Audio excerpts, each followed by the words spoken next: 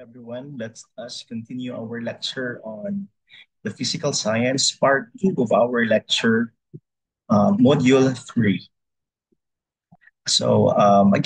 Let us review what's the goal of our lesson.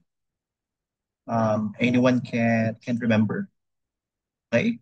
Sige, number one is to explain how the concept of atomic number led to the synthesis of new elements and to analyze the nuclear reactions involved in the synthesis of new elements and to appreciate the abundance of natural materials in creating useful elements. So few days ago, we have had our activities no relating to the atomic mass, atomic number, finding the isotope, even the mass number and atomic number, protons and electrons, so that you'll be able to know how are we going to use and how are we going to find those elements. And this time, let us continue on the key factors uh, of atomic mass versus the atomic number. So again, your atomic mass or your mass number is synonymously the same. And for your atomic number is equals to your number of proton. And getting your atomic mass or mass number, it is equals to the neutron plus the proton to get your atomic mass. So the second question right now that we need to remember is why is atomic number most favored than atomic mass? Based on the law of um, Henry Moseley, elements were organized in an increasing atomic number. Okay, so please refer um, this in your periodic table. And it is also based on mathematical relationship between the atomic number and X-ray frequency. Further, um, equally important, the unique number of every element carries with it the blueprint of how that element will behave according to its chemical properties. Thus, a better arrangement of elements vertically and horizontally was then achieved.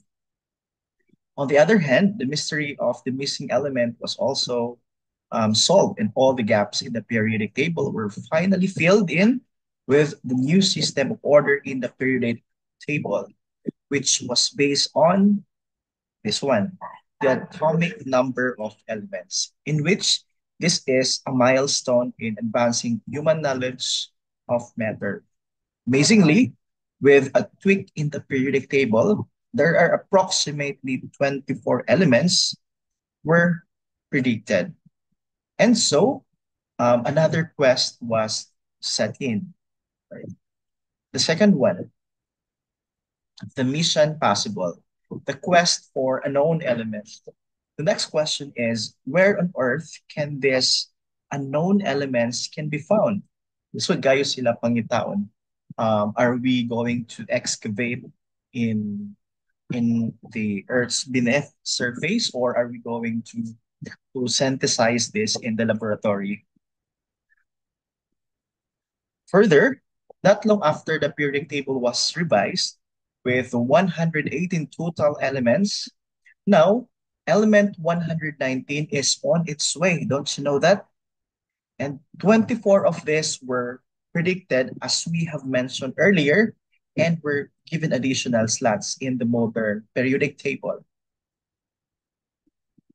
Months unending attempts to complete the expanding puzzle pose a big question, and where could these other elements be? Could it be possible to create more heavy elements that are even heavier than the supernova products and are nowhere else to find on Earth? Let's remember that it took a supernova for the heavier elements to further produce a much heavier elements. All right. But looking at how elements were made from the star's core and supernova, nuclear scientists have a bright light from it and were able to make what seemed impossible possible one. Therefore, what are the ways in the process in synthesizing elements is made by tool of scientists or made by human. So the next question is, are there practical applications of synthetic elements? Consider the first lightest elements ever being synthesized. Remember the gap between elements 42 and 44? Please refer to your periodic table and kindly check what element filled the gap. What element? Definitely that is technetium, and that is element number 43. It was the first artificially produced lightest element through the process of fission in nuclear reactors. And it was created by bombarding the molybdenum atoms with deuterons that had been accelerated by cyclotron. Okay? Yeah, this was the image, no, of U-400, cyclotron, and Dubna, Russia. So what is a cyclotron? Once we say cyclotron, it is a particle accelerator that boasts ions to very high velocities through a series of small kicks as the ions travel in a circular motion or spiral motion, and that is cyclotron.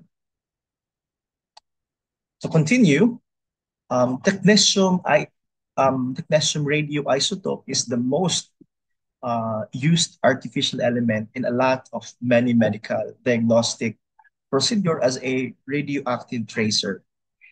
In nuclear medicine, its radiopharmaceutical application can provide images of internal parts of the body as provided here, no, in the image on the left. So we have here the standard bone scan, and we also have here the TC99M MIP-1404, in which it can provide images of the internal parts of the body without interfering human biochemistry. And with little required isotope, less radiation is expected after each procedure. Moreover, it can provide excellent steel protection due to its remarkable corrosion inhibitor capacity. And these are just few of the applications we benefit from synthetic element. Diba? Dili siya makadaw. But it's really helpful in terms of um, medicine, no? Or medical diagnostic procedure. Also, the name technetium came from the Greek word technetus, which mean artificial. And scientists believe that it indeed existed on Earth long time ago. However, due to its high radioactivity, its isotopes were relatively short-lived, so there was a little chance for them to stay long enough. This somehow provided an explanation why it could not be found by early chemists despite their rigorous attempts. And now it could be produced as fission products of uranium nuclear fuel as gray metal in powder form. Also, elements that lie beyond uranium are called transuranium elements. These elements are unstable and decay radioactively into other elements. So, neptunium with an atomic number of 93 is also considered as transuranic, among others, and it was the first heavy element synthesized by man. And some heavy elements, such as this, are produced in reactors, while others are produced in cyclotron. Clear? So please also don't forget to take down important key points that you need to remember. Aside from downloading this video in the YouTube, no, you can download this in an offline mode and then review our lesson. As nuclear physics advanced, several experimental techniques were also tried and conducted to make new chemical and synthetic elements. A milestone first discovered by Rutherford. He then initiated a synthetic method of transforming elements known as nuclear transmutation. This is a complex nuclear reaction in synthesizing and transforming one element or isotope into another element. The alterations have to undergo deep in the atomic nuclei of an atom, similar to how stars did long time ago, but the opposite way. And currently, when scientists talk about synthesizing or discovering new elements, they are referring to elements with atomic numbers higher than 118. So make way for element 119. In terms of transmutation of nuclear radiation, what happens during nuclear transmutation, as stated in the previous questions or points of discussion? Transmutation of elements is done primarily through the fission or um, breaking, process. It is the or splitting. It is splitting of atoms, opposite to nuclear fusion in stars. Or over, emission of radiation is more apparent in fusion since particles tends to be radioactive and further decay. Thus, atoms may undergo any of the three known radioactive decay process. Please remember this and please take down notes. Number one is alpha decay. Second is beta decay. And the third one is gamma decay. Once we say alpha decay, the nucleus emits alpha particle that is in a form of positive charge with two protons and two neutrons. And once we say beta decay, the nucleus emits an electrons. Okay, so we have here, first one is alpha particle positive, no? And yeah, the second one is beta. So this beta minus or beta plus, this is known also as positron. And for the gamma decay, the nucleus emits the highest energy photons, known as the gamma rays or zero. Clear? Like please take a screenshot or take a photo. So in terms of nuclear reaction and nuclear equation, is nuclear equation the same as chemical equation? Once we say transmutation, it is best illustrated when expressed in nuclear equation to depict not just the chemical properties of the element, but the entire nuclear change that make it radioactive. Thus, regardless of the type of radioactive decay, both the atomic mass and atomic number, nuclear charge are conserved on the left and the right side of the nuclear equation in the entire transmutation process. So the balancing both sides of the equation, like in the chemical equation, is necessary for it. And such law of conservation of mass and charge allows us to predict the final product or the daughter nucleus with a specific radiation emitted in the entire process. So we have here the alpha decay. It emits a helium nucleus and that it has an alpha positive particle. So we have here a reaction of your polonium. So we have here your atomic mass, oops, the atomic mass of 210 and your atomic number of 84. It synthesizes, no? It resulted to polonium 206 and with atomic number of 82 polonium. So basically, what happens here is we have here your mass, your atomic mass. So we need to find your neutron and your proton, right? So in this case, So your atomic mass is equivalent to um, 206, right? So we simply add your 206 and 4, giving us a total of 210 in the final reaction. And also, we have here the charge of positive 2, okay?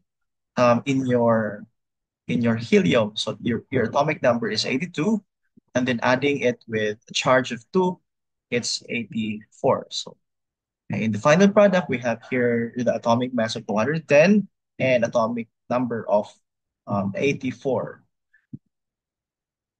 right?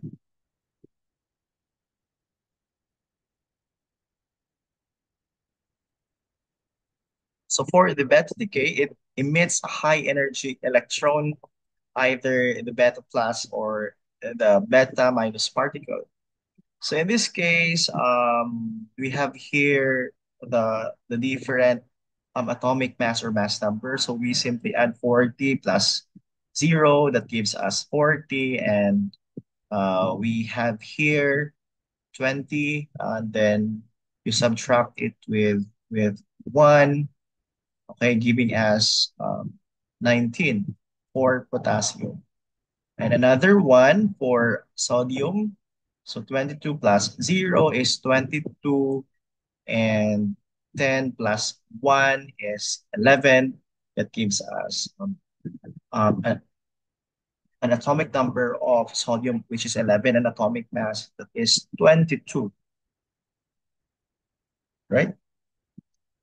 So please take time to copy and take note the important equations.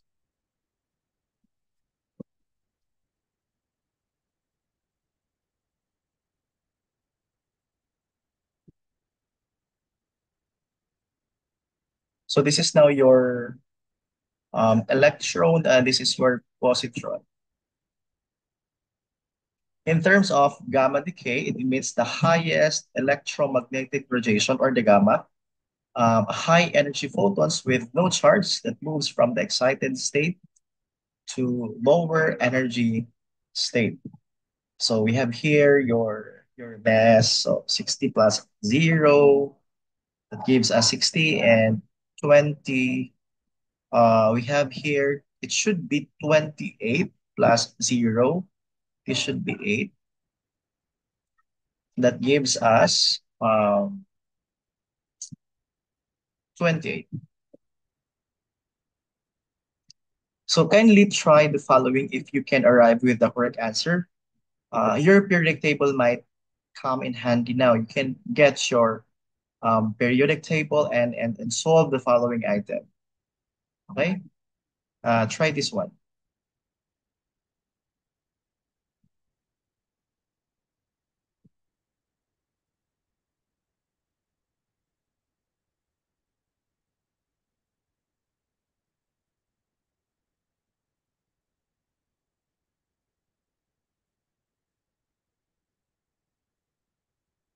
So let's have an activity.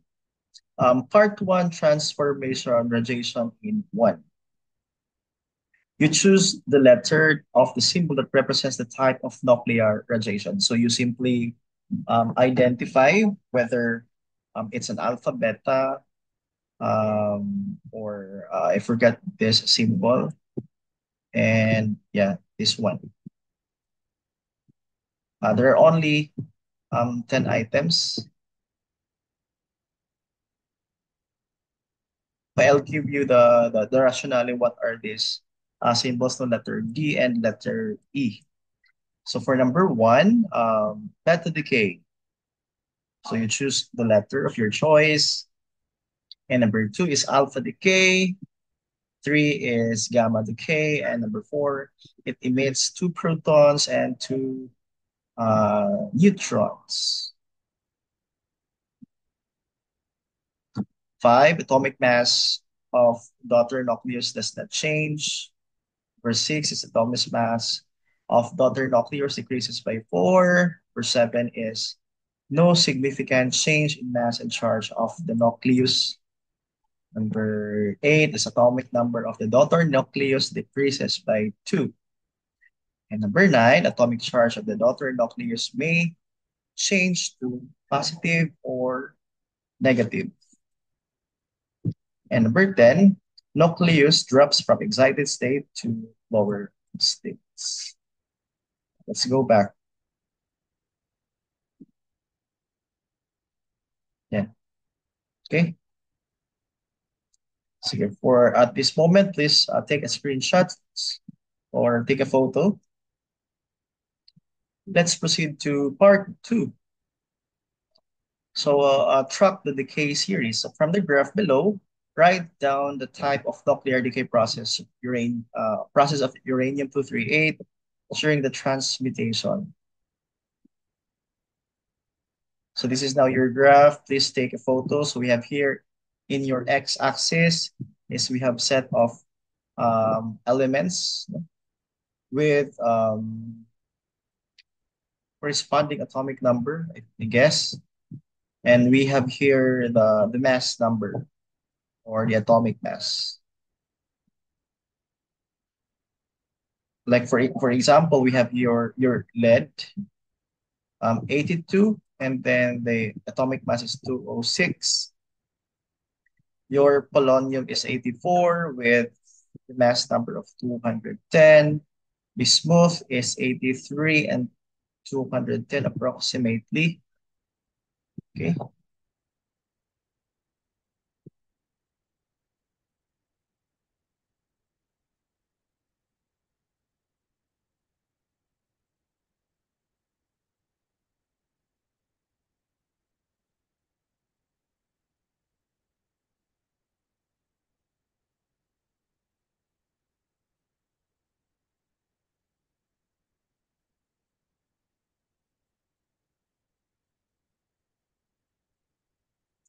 So in your assignment for the wrap-up activity, how much have you synthesized everything in your mind? Answer the following as you look back at things we have talked about today.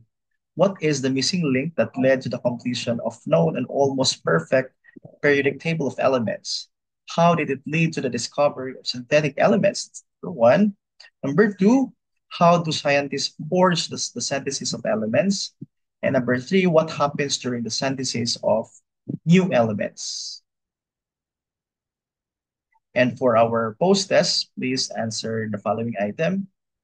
In your activity notebook still, what is used as basis for the better arrangement of elements in the periodic table and the key to the discovery of synthetic elements?